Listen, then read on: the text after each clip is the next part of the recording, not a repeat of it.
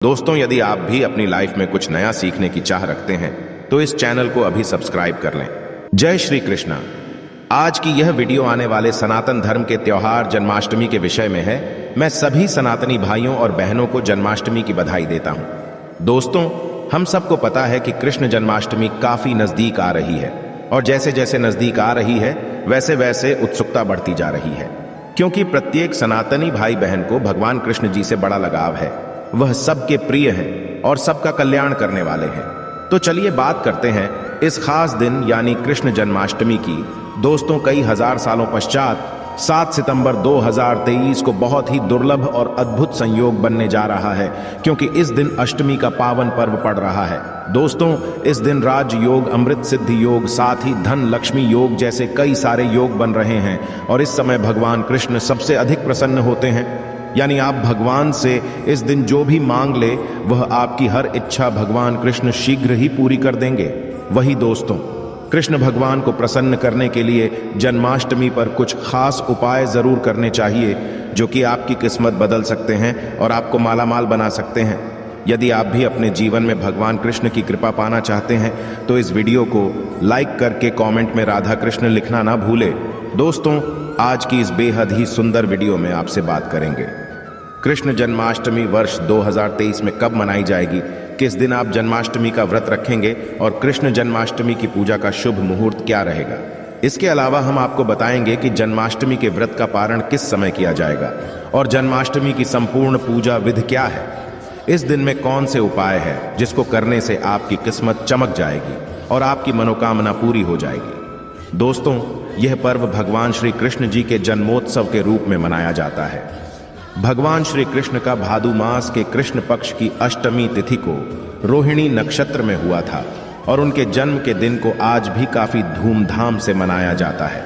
दोस्तों, जन्माष्टमी के दिन भगवान कृष्ण की आरती रात यानी 12 बजे की जाती है और घंटे घड़ियाल बजाकर उनके जन्म की बांटी जाती है। दोस्तों, जन्माष्टमी का मथुरा और वृंदावन में बहुत ही धूमधाम से मनाया जाता है। खासकर मंदिरों और घरों में लोग बाल गोपाल के जन्म का उत्सव का आयोजन भी करते हैं और बाल गोपाल के लिए पालकी भी सजाते हैं। ऐसी मान्यता है कि भगवान विष्णु जी ने धर्म की स्थापना करने के लिए श्री कृष्ण जी के रूप में जन्म लिया था और इस दिन पर धारण कर श्री कृष्ण जी का स्मरण करना अत्यधिक फलदायी होता है। दोस्तों, शास्त्र में जन्माष्टमी के वक्त को वक्त का राजा भी गया है। भविष्य में इसके संदर्भ में उल्लेख है कि जिस घर में यह व्रत किया जाता है वह अकाल मृत्यु, गर्भपात, दुर्भाग्य तथा कलह से पीड़ित नहीं होता है और जो भी इस व्रत को एक बार कर लेता है वह दुनिया के सभी सुखों को भोग कर विष्णु लोक में निवास करता है। दोस्तों, इस दिन लोग पूरा दिन भर उपवास रखते हैं। आपको बता दें कि जन्माष्टमी का व्रत अष्टमी तिथि से शुरू होता है और इस व्रत का पारण नवमी तिथि में ही करना चाहिए, तब इसका पूरा फल होता है। और जो लोग इस व्रत को रखें उन्हें सुन ले कि रात में हल्का व सात्विक भोजन करना चाहिए, साथ ही ब्रह्मचर्य का पालन करना चाहिए। दोस्तों, जन्माष्टमी के व्रत के दिन कुछ लोग निर्जला रहते हैं तो वही कुछ लोग फलाहार करके भी इस व्रत को पूरा कर सकते हैं। दोस्तों, जन्माष्टमी के दिन प्रातःकाल जल्दी उठकर स्नान आदि कर स्वच्छ वस्त्र धारण करें। इसके पश्चात पूर्व या उत्तर दिशा की ओर मुंह करके बैठ जाए और अपने हाथ में थोड़ा सा जल पुष्प कर अक्षत ले लें और जन्माष्टमी का संकल्प करें। इसके पश्चात भगवान कृष्ण जी की पूजा करें। आपको बता दें कि भगवान श्री कृष्ण जी की पूजा निश्चित काल यानी आधी रात में करने की परंपरा रही है और किसी किसी घरों में रात 12 बजे भगवान कृष्ण जी का जन्म भी किया जाता है। तो जो लोग कृष्ण जी का जन्म रात में करते हैं वे नाल छेदन भी करते हैं, तो उनके लिए बता देते हैं कि 12 बजने से कुछ घंटे पहले ही एक पत्ते वाला खीरा लें और कुछ थोड़ा सा काट कर उसमें लड्डू गोपाल को बिठा दें। जब 12 बजे तो भगवान को उस खीरे से बाहर निकालकर एक सिक्के की मदद से खीरे को काट दे। इसे नाल छेदन कहा जाता है। इसके पश्चात उन्हें सबसे पहले शुद्ध जल से स्नान कराए, फिर उन्हें पंचामृत दूध, दही, घी, शहद और शक्कर से स्नान कराए। तत्पश्चात गंगा जल से स्नान कराए। इसके पश्चात शुद्ध जल से स्नान कराने के पश्चात उन्हें साफ कपड़े से पहुंचकर उन्हें नए सुंदर चमकीले वस्त्र धारण कराए और उनका श्रृंगार करें। इसके पश्चात उन्हें झूले या सिंहासन में करें। ध्यान इस दौरान आप कृष्ण नाम का जाप करते रहे या राधे राधे बोलते रहे या श्री कृष्ण जी के किसी भी मंत्र का जाप करते रहे।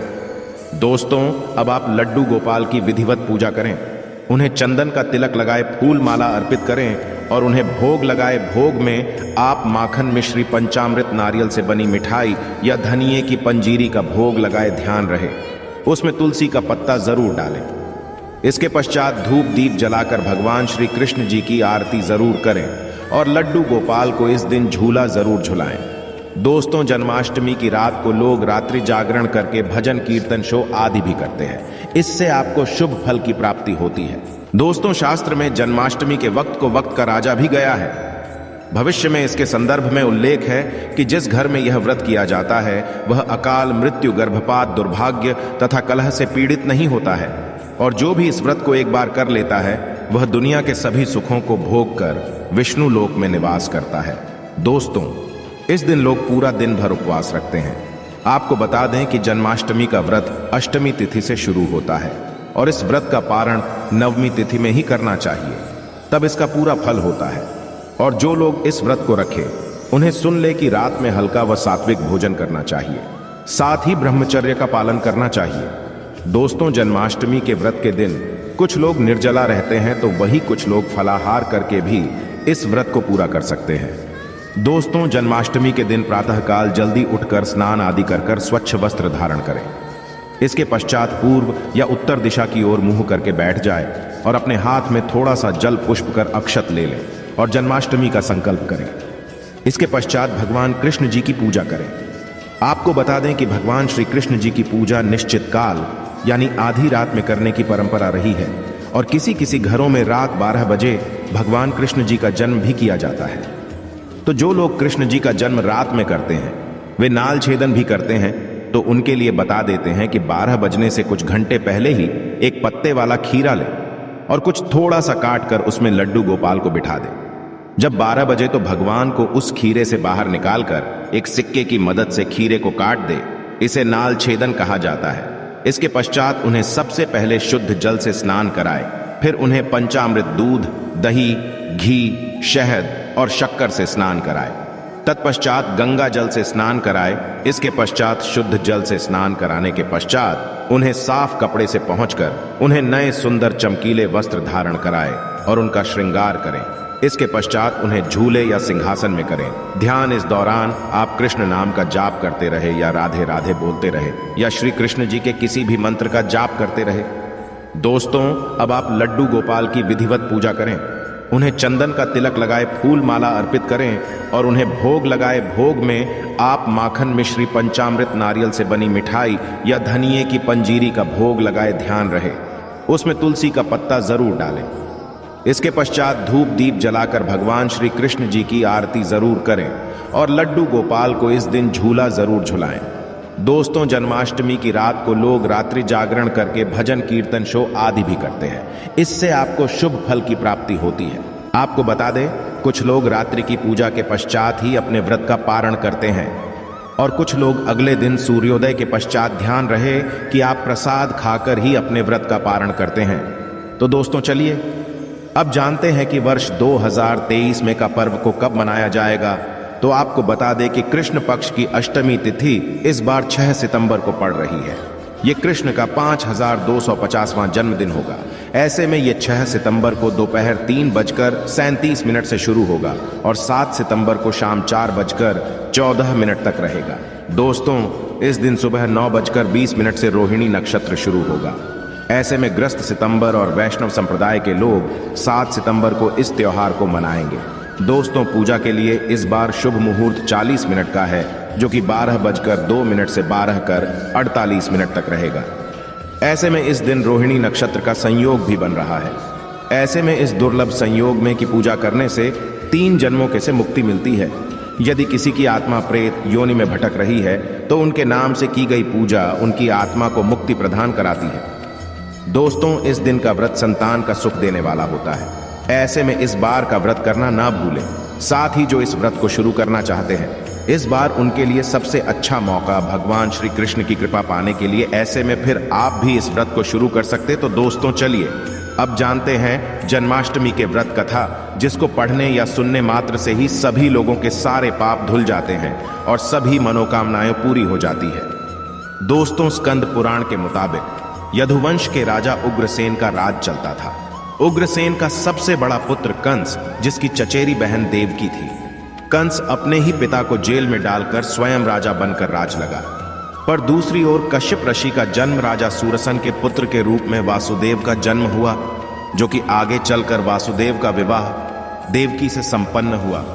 और देवकी को विदा करने के दौरान एक आकाशवाणी होती है, हे कंस, आज जिस बहन को इतने प्यार से विदा कर रहा है, कल उसी का 8वां पुत्र तुम्हारी मौत का कारण बनेगा। ऐसा सुनते ही कंस देवकी को मारने के लिए हावी हो गया, पर सैनिकों और वासुदेव के वचनों ने ऐसा होने से बचा लिया। वासुदेव सत्य थे। उन्होंने कंस को वचन कि वह अपना 8वां पुत्र उसे सौंप देंगे। दोस्तों, वसुदेव जी की बात मानते हुए कंस ने उन दोनों को बंदी बनाने का निर्णय ले लिया और उनके पास पहरेदार लगा दिए। इसके पश्चात कंस ने देवकी के सारे संतानों को मारने का प्रण कर लिया। इस निश्चय के अनुसार देवकी के 7 संतान कंस द्वारा मारे गए। इसके पश्चात देवकी के 8वें पुत्र का जन्म हुआ। भाद्रपद मास के कृष्ण पक्ष की अष्टमी तिथि को रोहिणी नक्षत्र के दौरान मध्य रात्रि में भगवान श्री कृष्ण का जन्म हुआ था। बालक जन्म लेते ही की कोठरी प्रकाशमय हो गई। साथ ही एक आकाशवाणी सुनाई दी कि तुम बालक को गोकुल में रह रहे नंद बाबा के यहाँ छोड़ आओ। वहां एक कन्या का जन्म हुआ है, उसे तुम यहां ले आओ। ऐसे सुनते ही वासुदेव की हथकड़ियां खुल गईं और वो तुरंत एक टोकरी में श्री कृष्ण को रखकर इसे माथे पर लादे गोकुल की ओर निकल पड़े। रास्ते में यमुना नदी बाल कृष्ण के चरणों को स्पर्श करने के लिए उफान पर आ गए। फिर चरण स्पर्श करते हुए पूर्ण शांत पड़ गई। फिर इसके पश्चात वासुदेव ने अपने पुत्र को यशोदा मैया के बगल में सुलाकर वहां से कन्या लेकर वापस कारागार लौट आए। तत्पश्चात जेल के दरवाजे अपने आप बंद हो गए। उनके हाथों में फिर से हथकड़ी लग गई। इसके पश्चात सारे पहरेदार भी उठ गए और कन्या के रोने की आवाज आने लगी। सूचना मिलते ही इन्हें कारागार से कन्या को लाया और उसे मारने की प्रयास की, लेकिन वह आकाश में उड़ गई और बोली, अरे मूर्ख, मुझे मारने से क्या होगा? तुझे मारने वाला पैदा हो चुका है। यह बात सुन कृष्ण का पता लगाकर उसे मारने का खूब प्रयास किया। आज्ञा देते हुए राक्षस भी भेजे, लेकिन कृष्ण को कोई नहीं मार सका। अंत में ने कंस का वध किया और उग्रसेन को पुनराजा बना दिया गया। और इस प्रकार श्री कृष्ण जन्माष्टमी की व्रत कथा पूरी होती है। तो ऐसी मान्यता है कि जन्माष्टमी के दिन कहानी को पढ़ने या सुनने से सारे पाप धुल जाते हैं, जीवन की हर समस्या का समाधान मिलता है, साथ भगवान का आशीर्वाद भी सदैव बना रहता है। तो दोस्तों, अब आगे बढ़ते हैं और आप जानते हैं कि जन्माष्टमी के दिन वह कौन से उपाय है जिसको करने मात्र से आपकी किस्मत चमक जाएगी और आपकी सारे अटके हुए कार्य बनते चले जाएंगे। सबसे पहले बात करते हैं, यदि आपके कार्य अटके हुए हैं तो आप कृष्ण जन्माष्टमी के दिन सुबह स्नान ध्यान आदि करने के पश्चात घर के बाल गोपाल को नई पोशाक पहनाए, भोग लगाए और गोपी चंदन से श्रृंगार करें। पास के राधा कृष्ण मंदिर में जाकर वह जयंती फूलों की माला अर्पित करें। यदि वह जयंती फूल माला ना मिले तो रंग के फूल माला भी अर्पित कर सकते हैं। ऐसा करने से भगवान कृष्ण का आशीर्वाद मिलेगा और आपके में प्रगति आएगी। इस उपाय से भाग्य होगा आपका मजबूत। दोस्तों, जन्माष्टमी के दिन बाल गोपाल को केसर, मेवा, मिश्री, साबूदाने की खीर या तुलसी दल डालकर भोग लगाए, लेकिन ध्यान रहे खीर में चीनी की जगह मिश्री की डली डालें। साथ सफेद मिठाई भी अर्पित करें। ऐसा करने से कान्हा की कृपा मिलती है और आपका भाग्य भी मजबूत होता है। इस उपाय से धान्य की कमी नहीं होगी।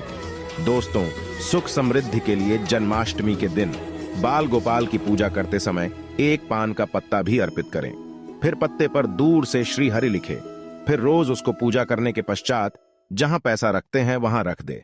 ऐसा करने से घर में धन धान्य की कमी नहीं होती है और धन संबंधी समस्या नहीं होती। इस उपाय से मिलेंगे आपको शुभ समाचार। दोस्तों, जन्माष्टमी के दिन गाय और उसके बछड़े की सेवा करें, आशीर्वाद लें। इसके साथ ही गाय और उसके बछड़े की मूर्ति भी लेकर आए और बाल गोपाल के पास मूर्ति को रखकर उसकी पूजा करें। ऐसा करने से भगवान कृष्ण की कृपा जल्द शुभ समाचार सुनने को मिलती है। इसके पश्चात गाय और बछड़े की मूर्ति को ईशान कोण में रखना स्थान माना गया है। इस उपाय से आर्थिक तंगी होगी। आपकी दूर दोस्तों कर्ज की समस्या से यदि आप परेशान हैं तो जन्माष्टमी के दिन दक्षिणवर्ती शंख से भगवान श्री कृष्ण का अभिषेक करें। दक्षिणवर्ती शंख को लक्ष्मी का स्वरूप माना गया है और लक्ष्मी पूजा में शंख के बिना पूजा ना होती है। ऐसा करने से आर्थिक तंगी दूर होती है और लक्ष्मी की प्राप्ति होती है। इस उपाय से होगी व्यवसाय में उन्नति। दोस्तों, जन्माष्टमी के दिन सुबह शाम 11 बार तुलसी की क्रमांक करें और घी का दीपक जलाएं। इसके पश्चात 8 बार ओम नमो भगवते वासुदेवाय मंत्र का जाप करें। साथ ही कपूर जलाकर उस पर थोड़ी सी मिश्री डाल दें और कपूर और मिश्री का हम भी करें। ऐसा करने से नौकरी व्यवसाय में उन्नति होती है। तो दोस्तों, वीडियो से विदा लेने से पहले और आपके पूरे परिवार को इस जन्माष्टमी की हार्दिक शुभकामनाएं। मैं कामना करता हूं कि इस जन्माष्टमी पर बाल गोपाल आपके घर ढेर सारी खुशियां लाए। अगर मुझसे इस वीडियो में कोई गलत शब्द बोला गया हो तो मैं माफी चाहूंगा। तो यह थी आज खास जानकारी। आशा है कि आज की इस प्रस्तुति में बताई गई जानकारी आपको अच्छे से समझ आ गई होगी। वीडियो अच्छा लगा हो तो एक लाइक अवश्य कर दे। धन्यवाद वीडियो के अंत तक बने रहने के लिए।